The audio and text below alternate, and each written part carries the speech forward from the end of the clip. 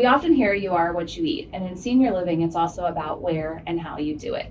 Today, we're pulling back the kitchen curtain to show how transparent nutrition and restaurant quality hospitality are changing the secret recipe for aging well. Welcome to the Pineapple Podcast with Commonwealth Senior Living. Today, you're going to hear from Bob Raymond, also known as Bobby B, our Vice President of Dining and Procurement. I'm Kristy Ruppe, Craddock, Chief Sales and Marketing Officer. And I'm Amber Turner, Senior VP of HR. And today, we're going to blow back your hair. Bob's has already been blown back, but we're going to have a fun time. So Bob, how did you get into senior living and why did you choose Commonwealth Senior Living? Well, thanks Amber and thanks Kristy for having me today. I'm really looking forward to this.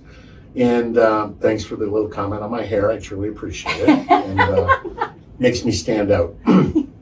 I was very fortunate enough to be recruited into this industry back almost 20 years ago. I was working in food services, but outside the industry, for companies that were in business and dining. We managed major school campuses, business opportunities, etc. And out of the blue, a recruiter called me and said, would you be interested in talking to a company that does senior dining? I was very skeptical, and honestly, I took a look at it and said, no, I'm not interested, because I remember when my grandmother was in a nursing home, we used to go visit, and it was not a good experience. Mm-hmm. So the recruiter talked to me a little bit more and said, we have a independent living community in Dayton, Ohio. Would you be interested in going there? And the person just kept telling me about the dining services in senior living is not what it was back when my grandmother was in the nursing home. So I said, sure, I'll go. I went, I met the executive director, I met the dining service director, and I was actually taken back of what independent living was in a dining. It was just like a restaurant. And the more that I interviewed with them and the more that I became more familiar and did my own homework, I went, where was this my entire career? So I decided to make the change in late 2006. And then back actually 12 years ago, a gentleman by the name of Earl Parker and Richard Brewer, I had a conversation with them. Quite frankly, everything I seen with Commonwealth at the time was like, wow, I think we were at 13 communities then. And I just went, wow, I can make an impact. And we were living in Florida at the time. And I have to tell you that my wife, when she said where we're moving to, I went, Charlotte. And she said, what? I said, Charlotte. She thought I said Charlotte, North Carolina. And then the only thing she asked moving from Tampa was, does it snow there? And I said, oh, no. No.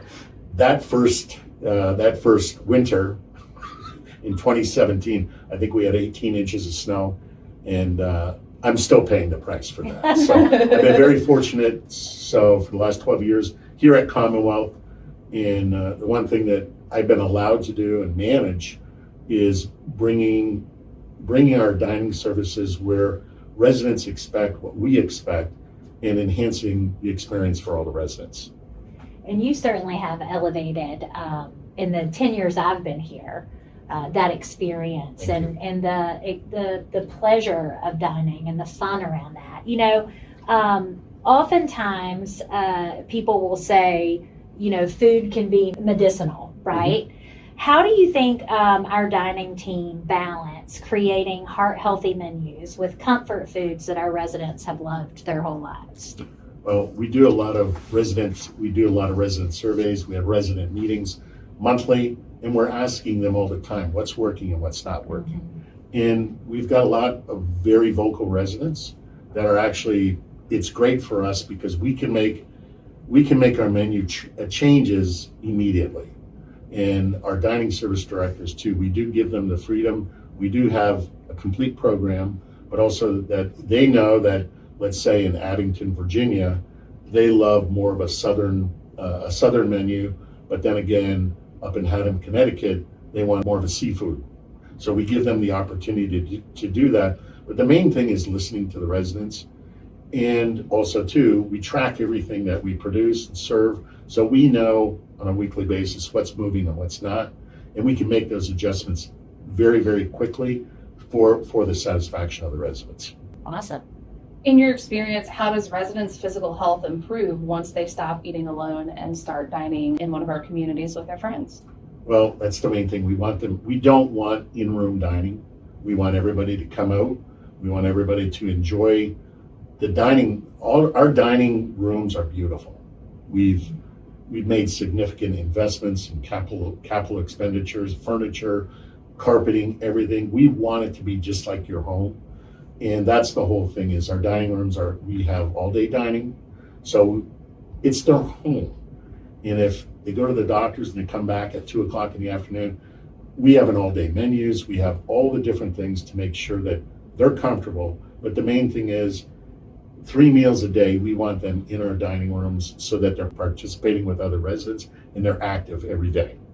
It's so true. If I think about my favorite restaurant, certainly the quality or the recipe, or I may have a favorite thing on the menu matters, but I feel like the environment and the vibe of that restaurant, the energy of that restaurant matters too. So I think that's really important, that what we do in our dining rooms. And how we another thing decorate is, it's our staff. Mm-hmm. How important our staff are, that they know who Mrs. Smith is. Mm-hmm. They know what she likes. They know in advance when she comes in, she wants her sweet tea and she wants her coffee cut this way.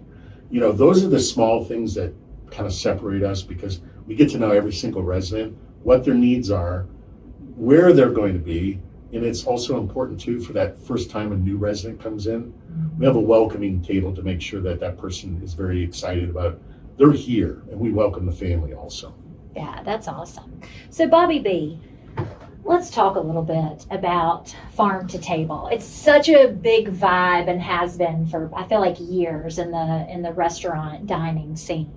Can you talk to us a little bit about how Commonwealth approaches farm to table dining and is kind of re-envisioning what senior living dining looks like with sourcing local ingredients, and how that's translated to the plate? Sure. So we have a true farm to table program in Virginia.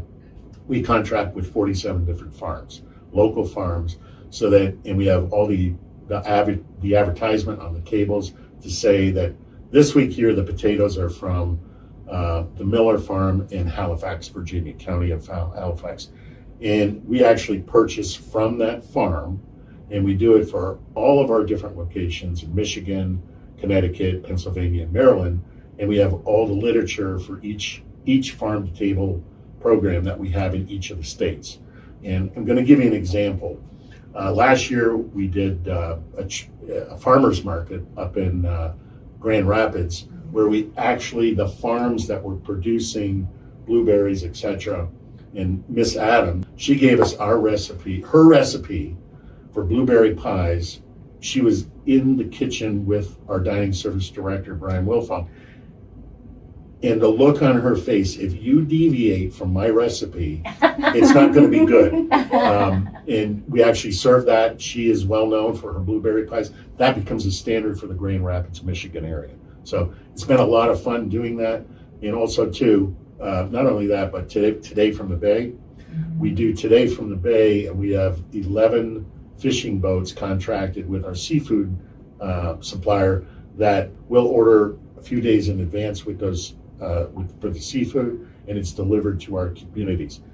Is it a little bit more? It is a little more costly. The answer is yes. However, the freshness that we're getting, the product that we're serving is second to none. Yeah, I think that's so important, the farm to table and the Today from the Bay, because I think oftentimes people assume that senior living dining is equivalent to hospital food.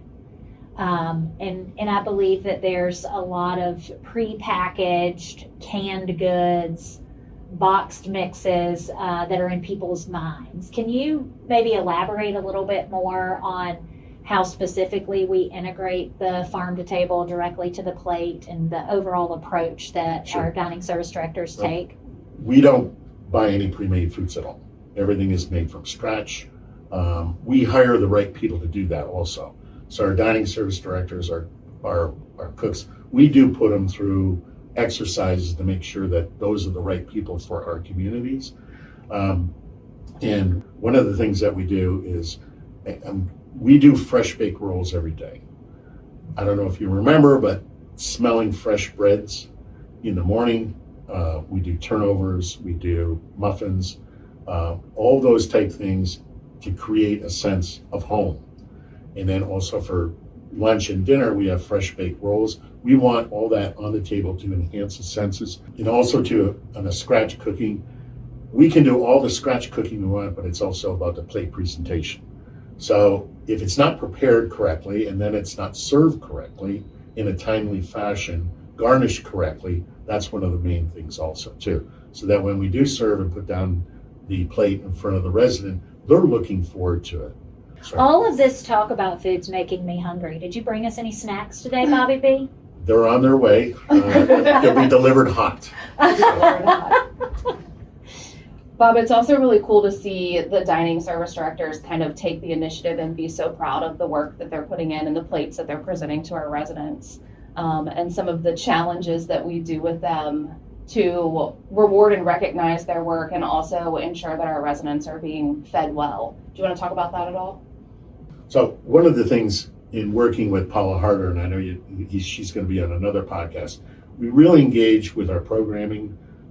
We've been on so many different television stations, enhancing our dining, showing what we do together in dining and programming. We do what we call Dining Delights every week. We have a lot of different programs. We have our Dining Delights travel the world. We have all these different programs that the dining service directors can do. We also encourage and engage a lot of our suppliers to bring in product, and we do testing with the residents. Do you like this or not? And the organizations that do that love doing it, but also they get exposure to the residents. It's something new for the residents. We have a lot of fun with it. And then we have a lot of different, last year we had a plate presentation contest, which was fantastic. I think we got probably 7,000 or 8,000 submittals on that. And what it was is just the dining service directors, show us your pride in your plate that you did today. And not only the dining service directors, but the cooks and our chefs, if they wanted to do something, they were rewarded with our Abundantly and Pineapple Praise. So there was a lot of different things that they're showing their pride, but they're also getting rewarded. And then also too, who's the person who benefits is the resident. Absolutely, because it's fun. I mean, competitions are key. Right. Speaking of competitions, this year coming live, we have Beat Bobby Ray. Yeah, it's going to be fun. So what this is we have 35 dining service directors in 6 different regions. Each region had their own internal competition of submittals of, could be a dessert, could be a meal, could be an entree, could be anything they wanted. We just finished round 1, and each region had to have 3 winners. That goes into another regional competition, which will be round 1 ended, I think it was March. The next competition will end in June. That's the 6 regions competitions will go down into 3. And then in September, we're going to have the winners of those competitions will go against me. And that's right. And what that is they got to beat Bobby Ray. Are you planning your dish already? I've already got it done. It's already done. So, Bobby Flay, if you're out there, you're better looking, albeit more aged competitor. Bobby Ray here would like to then show down with you. So I think we could make this a really big thing. Yeah, and if that happens, I mean, residuals can come to me. I'm fine with that. I'm good for that. I'm good. But the thing is we're having so much fun with this. And each selection, too, the judges are the residents. So the residents are the ones who pick their regional decisions. And then we did something similar back a few years back, and we had a team from Chesterfield, Virginia win, and it was great because they actually had everybody on the bus. Everybody came to it. It was just a wonderful opportunity for us. that. Super cool. So what's new and cutting edge that you're doing from a technology standpoint? I mean, everybody's talking about AI and modernizing every aspect of our lives. What can you tell us about what we're doing, what you're doing here at Commonwealth to keep us cutting edge on the technology side? Sure. We're looking at a program called Dining Star, and what it is a complete program from how the residents order, all the way to production, all the way to everything on the back of the house that residents don't see that go involved in this. From an ordering standpoint, we're moving all towards tablets, and then digital menu boards. The digital menu boards, all the resident family member will touch it. They can get the nutritional information, they can get calorie counts, they can get anything they want for that. In the back of the house, the big giant recipe books that we would have, everything is going to be digital now moving forward. And from our standpoint, we're looking at it will be a significant investment for Commonwealth. However, the return on the efficiencies that we're going to do in the dining room for the residents, what they're going to see is more timeliness, more, and there are some residents, we're doing actually this week and next week, we have the samples out for the residents, the tablets, so that they can actually work them. That's so cool. And they're going to be able to order from their rooms. They're going to be ordered if they want to, they or a family member want to order from their phone. With QR codes, they're just going to be able to scan it if they want to pre-order for tomorrow. All these things are coming up. And we're looking at, the pilot's going to be a very, probably a 60-day window. And then we'll be looking at rolling it out to a few more pilot communities. But system-wide, we're looking at Q4 this year. That's really awesome. I mean, that's really what you experience anywhere else in your day-to-day life. So why wouldn't we have that in our senior living communities, right? And I think about when you talk about the efficiencies that it's going to provide for the dining team at each of the communities, to me, that translates to more human interaction between the servers and the chefs with our residents. And again, just another layer building on enhancing the overall dining experience. So, and with that too, on the tablets, if we come and Mr. Raymond's at the table, we can click on Mr. Raymond. His picture will come up, and then also if there's any diet restrictions will come up, and then also too for the residents on the tablets too, it will show them a picture of exactly what they're ordering today. So that's cool. It's amazing that we're doing, and I think I want it to be quicker than Q4, but we want to also do it right. We don't want to do it fast. Absolutely. It's a great way to meet the residents where they are, help them along the way, but also for the families who, are giving up some control and not being able to know exactly what they're eating all the time and be the ones preparing it. They can then access the nutritional facts and see what's on the menu in the days to come. I think that would bring a lot of peace of mind, for me if my loved one was in one of our communities. Yeah, and we're also tied in with TSO Life, which I'm sure Paul is going to talk about, but it's tied in to see if there's any specific information or anything that a certain resident, they're from Germany, they love this specific meal or whatever, it will tie in and bring that up for us. And also too, from a back of the house standpoint, production, it tracks everything that we're doing. So we know exactly when we ran this menu, a month ago or whatever, we know exactly what to produce, and it will help us a lot. So what do you think the most rewarding feedback, and you've had a very, very, very, very long career. Well, not that very long. Hey, no. Oh, I got some time left. I'm just picking. We hope so. Oh, we don't want you to go anywhere, Bob. That's right. But thinking back on your career, what do you feel like some of the most rewarding feedback that you've heard, whether you received it or you received it about one of our amazing culinary geniuses at the community, from a family or a resident about a specific dish or a specific meal that made them really feel at home? We had a resident and his two daughters were in our community, and we were actually preparing some foods, and he got very, very upset. And I still remember, I said, he goes, do you know what I did for a living? And I said, no, I don't know. So he told me he ran a restaurant. And that's not the way to prepare this product. And I said, okay, why don't you show us? And actually, we brought him in, and this is in our Charlottesville flagship community. And we brought him into the kitchen, and he showed everybody the way that he did it in his restaurant. And I was there like, okay, that is now the standard. This is our recipe here. And the next day or two, I was back into the community, and both daughters came up to me, gave me a big hug and a kiss, and said, you don't know what you did for my dad. And I said, what did I do? And they said, you made him feel wanted. And that's all he wanted. He wanted to be a part. So, and then Lara Irwin was actually in there at the community at the time. Lara said, thanks, Bob. He's into my kitchen every day now telling us what to do. But you know what? He engaged. He engaged with it. And then he became part of the dining program. He became head of the food service committee. He got engaged in the community. I think that was the single biggest thing that I made the right decision to work in senior living. We're doing something to help people, and also still make them feel wanted.